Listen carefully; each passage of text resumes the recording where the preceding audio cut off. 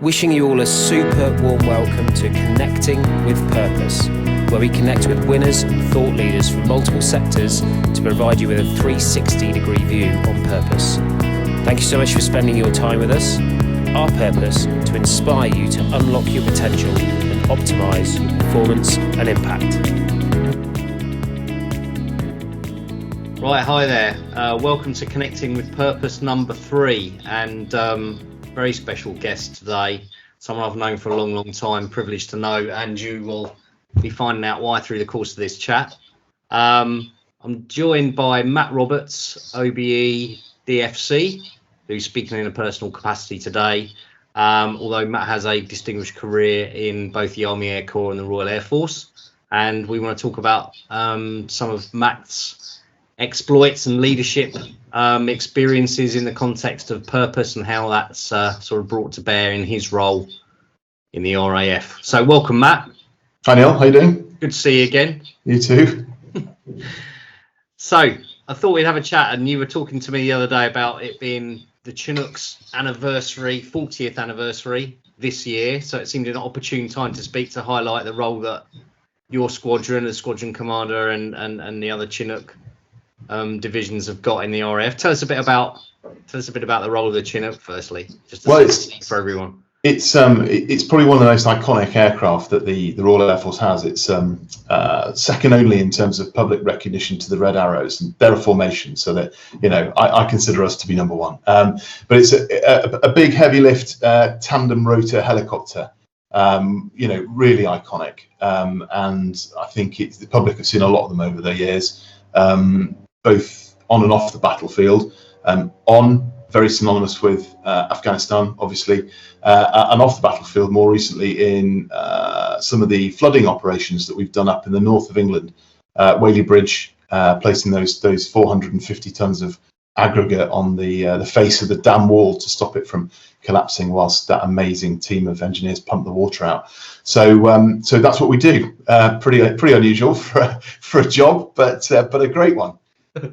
Marvellous. Well, look, thanks for joining us on PurposeFused today on our Connecting with Purpose podcast. We've had some really great conversations with people, and today I know is not going to be any different. But rather than kind of chronologically go through your background, one of the things that we ask all of our guests to do is just pick their top 3 magic moments for us, just to kind of set the scene. So these are defining moments for you that have represented a 10 out of 10 for whatever reason. So can I ask you for your top 3 magic moments? What are they, and what, if you had to give them a name, what would you give them? I think so. The first one would be probably, I think I'd call it self-validation, I guess, and that was taking a team out to Afghanistan in the summer of 2013, which was the first time I'd actually led a team on operations in that degree of intensity. I think it's fair to say. So for me, that was a big test of myself and the way that I kind of do things, I think.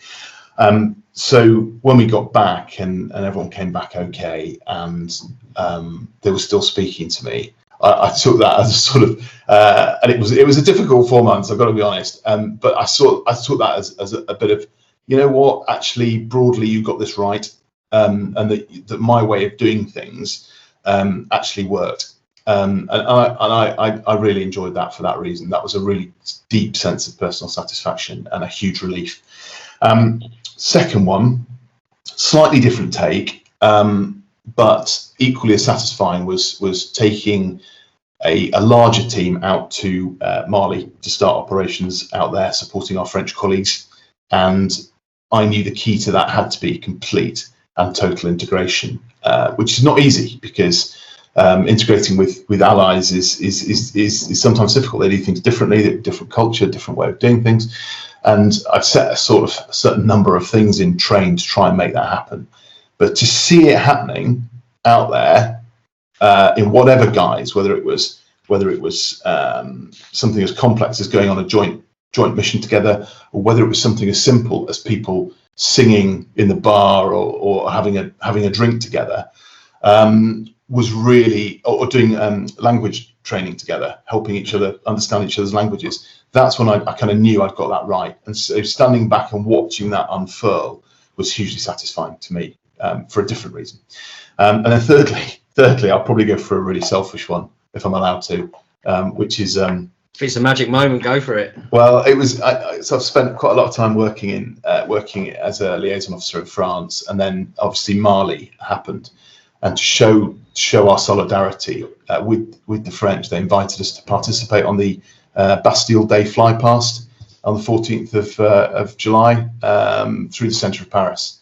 So for me, as a pilot, but also someone who's been working into that aim, with the aim of supporting our colleagues and working together more collaboratively, to be able to be part of a 26-ship helicopter fleet flying through the Champs-Élysées, at that height, dropping in over La Défense, looking around you, and all you can see is helicopters going all the way forward to the Louvre, and being part of that because you've been invited, was just magical. And for me, it was just a crowning glory of the last 3.5, 4 years of work. So yeah, absolutely tremendous moment. 10 out of 10 magic moment then. So what would you call that? What would it, give it a name? Give it a name for us.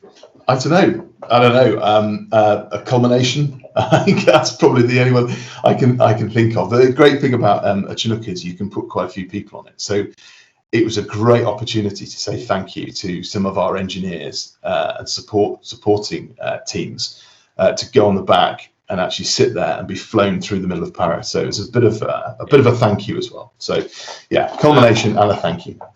Great, thanks for that. So talking about the team, because you lead a large and diverse team, what have you used to kind of forge that organisation and foster a kind of culture across the different aspects of that team? And how have you made them as high performing as they are?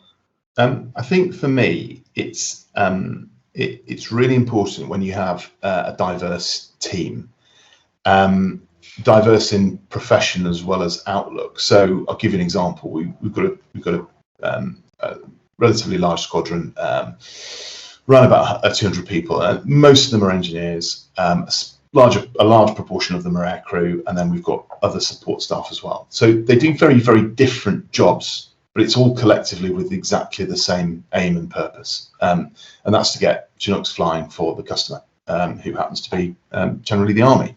So in order to do that, we have to have a common sense of purpose, which I try and instill in the team at every opportunity. Part of that actually is just making them feel empowered and trusted. And I know that sounds like a really basic point, but that's a huge point. I will probably come back to that several times over the next sort of 30 minutes. But I think the other thing that's really struck me, looking back now, as my time here comes to an end, is the level to which you make the weather as a boss, or as a figurehead. And that's certainly a tool I try and remember all the time, is that you make the weather. And there's a really interesting quote, and I've written it down because I wasn't going to be able to remember it, and I wasn't going to be able to summarize it pithily enough. But it's actually from a teacher, but you can draw a lot of parallel examples into what we do. And he said, I've come to a frightening conclusion that I am the decisive element in the classroom. It's my personal approach that creates the climate. It's my daily mood that makes the weather. As a teacher, I possess a tremendous power to make someone's life miserable or joyous. I can be a tool of torture or an instrument of inspiration. I can humiliate or heal. I think that's really interesting. And obviously it's written in quite grandiose language, and it's sort of, there's quite a few extreme words in there, but it's really true. And if you try and instill that into an organization, that actually you remember that as a leader, then you can have quite a transformative effect when you come to giving that sense of trust and empowerment to people. So in terms of your leadership overall, how does purpose show up in it? Well, I think, so going back to what I sort of said earlier, the central purpose is to get Chinooks in the air. And I think there's the sort of the means, the ends, and the ways that we employ to get there all come down to that central point, which is people. I think a key aspect of that is communication. If everyone understands the big picture and our little part in it, then everyone's aligned. Reiterating that purpose to people through that communication is absolutely vital. I've got a little thing I go through on a Monday and Tuesday whereby I'll pass a message once. I'll then through the chain of command, I'll then pass it again to them personally, and I'll then reiterate it all on a Tuesday morning, and that enables me to get that sort of sense of purpose out to the squadron on a daily basis.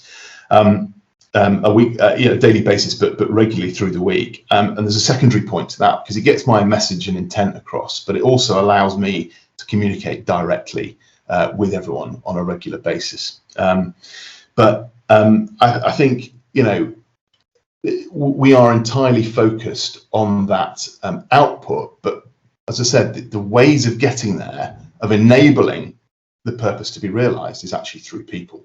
They are fundamentally our centre of gravity. I think people talk a lot about our people, and our people are fundamental. Our people are, but actually translating that into effect is quite a tricky art, because keeping that number of people broadly happy, content, and productive can be challenging, especially when the demands placed on them are quite significant. I employ the concept of in order to do that, effectively saying, look, you don't work for me. I know I command you. I am, the boss of the organisation, but actually I work for you to enable you to do your job. And then collectively we produce output for our purpose, which is the provision of Chinooks safely for the customer.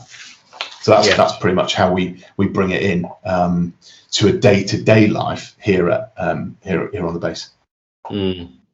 So bringing that sense of empowerment and communication that you've spoken about there, and the overall purpose of you making sure everyone knows their role in the provision of the Chinook force for the customer, how does that carry through to active operations? Well, that's really an interesting question, because actually it's much easier. Because there are challenges with being deployed. Obviously, there's the fact that there are generally bad folk there who don't want you to be there, and that presents a risk, and that's can be adverse weather and all the rest of it. But actually, your purpose, your sense of focus, and your sense of purpose becomes quite narrowed down, because it's quite obvious what you are there to do and why you are there to do it, and there are no distractions, and that's really interesting. So the downside to that is, of course, that you are far from friends and family, and that is just a sacrifice that every service person makes. But the upside is that you are 100% focused on the task in hand, which is rapidly more relevant to you the minute you set foot off the aircraft in theatre. Yeah, and you said, along with the focus, why you are there. Why are you there? What impact are you going to actually have to have on the situation? I guess one thing that I really would like to hear about is you were awarded the Distinguished Flying Cross. If you can you tell us a little bit about how that purpose sort of showed up and carried through on that particular mission? Yeah, sure. I think there is for us collectively, there's a really neat way of looking at purpose, which is the mission. And there is no greater sense of purpose than having a mission on which people to whom you are directly responsible may come to harm. And that might be people in your team. It might be people you've never met, but they're out there, on the same side as us, doing a job for Queen and Country, and they've got a family back home. So I think it's a unique set of circumstances, but it is absolutely where a sense of utter drive and focus really kicks in. And on that particular day, you would fly in weather conditions that you would never consider flying in normally. And you would take risks with going into a difficult situation with the enemy that ordinarily, with a much lower reward, if you like, might not be a sensible decision. But in that situation and on that day, there was the biggest reward imaginable, which was get someone evacuated. So the incredible medics down the back of the aircraft and in the hospital back home could save their life. And every minute we delayed was a minute that young man wasn't getting medical treatment. So, you know, when you work so closely as part of a crew, and my crew are absolutely amazing. You know, and I've said this before. I've said this before on many an interview. But you know, I was the one who got the award. But I can promise you now that every single one of them deserved it, because all I did was I happened to be the aircraft captain who signed for the aircraft. But the people down the back, my co-pilot, they all played, and obviously I won't go into it in huge detail, but they all played a part in mission success completely. And it was because we had that utter sense of focus throughout the whole thing. The golden thread that linked everybody's actions together to operate at the very top of their game was, as I said earlier, the most noble purpose you can have. So being Joe Public, that gives me goosebumps thinking about how the decisions that you had to make and the outcome that you had to get, and the drive and the absolute focus to doing it. What gives you the confidence to make those really tough decisions? You know, you said you fly in conditions that you'd never consider flying in. You'd go out and make decisions about things that you wouldn't normally have to make decisions about. So what gives you the confidence to go out and say, right, we're doing that and achieving what you want to achieve? I think again, a relatively easy answer is training, because our training is absolutely first class. It's renowned for being first class, and it is. And so when you get the call to do something that is abnormal and pushing you to the limits, you'll find that you have got that bit in the tank, because the training is superb.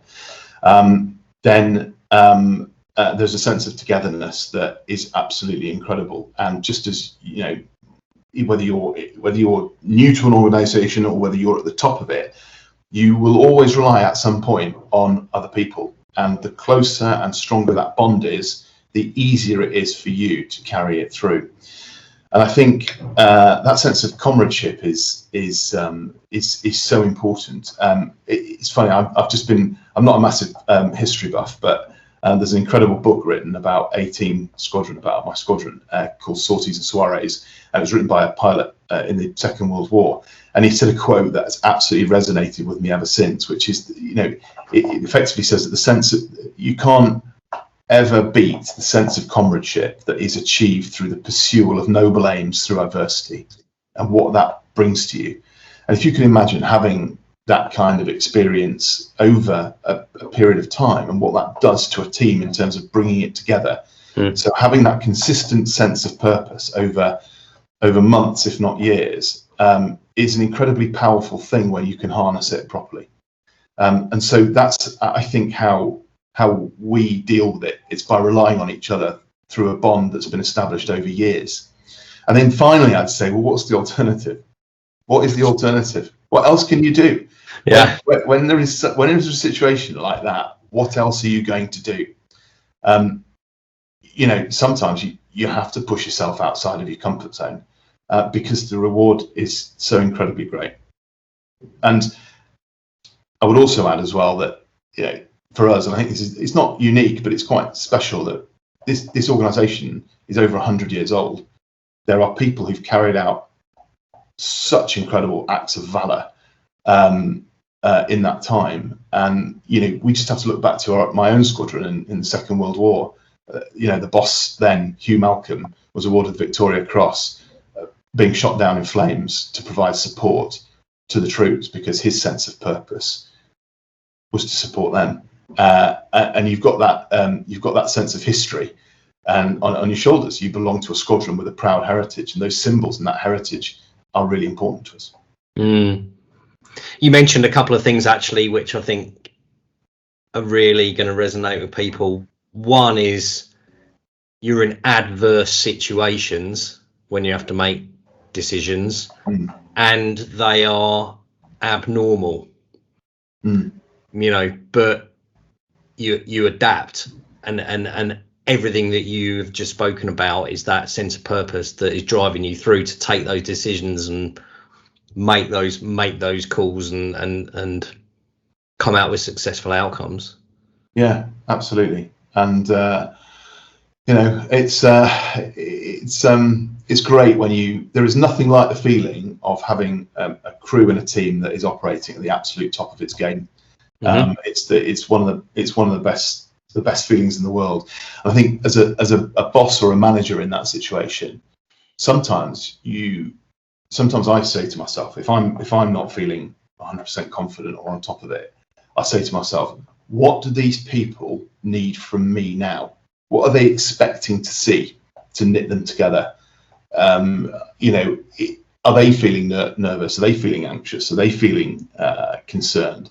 And if they are, how do they want me to come across? Now, I'm not saying they want me to bluff it and put on a big smile when everything's not okay, but they need someone who's going to stand up there, be counted, and tell them that under no uncertain terms, I have got your back, and we've got this together. And that's really important. So I think we're always remembering what the team need from you during that difficult time is also really, really important to galvanize you, because it's a lonely place sometimes. There is no doubt about it. But the minute you start feeling down in the dumps, and the minute you start playing back some of those concerns, then that's when problems occur. Let me ask you something from what I'm hearing. Strength of character probably plays a strong role in it, and actually doing it yourself. Yeah, no, that is really important. And I think, there have been times when I've deliberately gone on missions and trips that I've chosen to prove a point, and to show that actually this is the right thing to do. This is what we're doing, and this is the right thing to do. And that is important. But strength of character is a really interesting one, because it's not all about how big your character is or how much you can impose it. It's actually having that emotional intelligence to sometimes say to people that you've got it wrong, that you've learned from what you've got wrong, and that you're sorry to them for not getting it 100% right, but actually you'll go forward a better, more rounded individual because of it. I think that takes a larger strength of character than always standing up, hand on hip, square jaw, saying, this is the way it is, fellas, guys and girls, and actually I think that bringing that sense of humanity, if you like, forward, so people can see your weaknesses, they can see that you're actually just completely normal like them, is a really important aspect of this, because I think if you trust people with showing them that side of you, they will trust you far more as a leader, far more. It makes people feel closer to you. That's something I've seen, I think.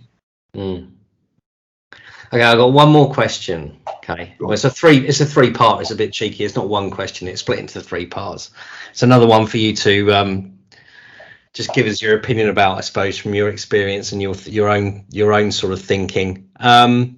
It's about that go forward bit that you mentioned, actually, and it's about the PurposeFused Formula, which we put together. It's another one of the questions that we ask everybody. So our PurposeFused Formula for purpose is passion plus application plus impact, right? So the passion is what you believe in, care about, and enjoy. And then secondly is the application, which is what you are good at and how you bring it to bear. And third is what impact you want to have on me, as in you, we, as in those that you care about, colleagues, and the world. That's as large as you want to go. Okay. Well, I can promise you I'm not going to change the world, but but there was somebody's world. Yeah, maybe, but I think passion is people. their development and their security. When I say security, I mean their sense of well-being, to know that they're in capability terms and a sense that they're being looked after. We've got your back, that sort of sense, and seeing then the resultant impact on the organisation through that sense of trust and empowerment. So people, application, I think, is imbuing a sense of trust at every level in the organisation, combined with an overriding sense of one cohesive team working for one noble aim, whether that's through adversity or not. Effectively, both aircrew and enablers serving those people who require our aircraft. And impact. It's an interesting one, isn't it? I think on a personal sense, it's that self-confidence, self-respect which contributes to a general, personal, familial sense of well-being, and I guess an energy which you carry with you to make the weather on whatever organisation you go into, and try and improve it for the team. Because if you get that centre of gravity right, then the goal will be achieved. Mm-hmm. Does that make sense? I probably rambled a bit there. That wasn't very succinct, was it? Fabulous. I'll put you on the spot, though, to be fair. It's all right. I'll give it some more thought. I'll get back to you. I'll ask you again. Maybe we'll do a mini podcast with your last answer again or something. Yeah. Listen, thanks for your time today, Matt. Pleasure and an honour, and I know how humble you've been in some of these answers, and we all value what you do and the impact that you do have on the world. And thanks for taking the time out to speak to me and speak to PurposeFused. It's good to catch up with you, and we'll catch up with you soon. Yeah? No worries, Neil. Good to talk to you. Take care. Cheers. Bye. And learn more about the power of purpose at PurposeFused.com.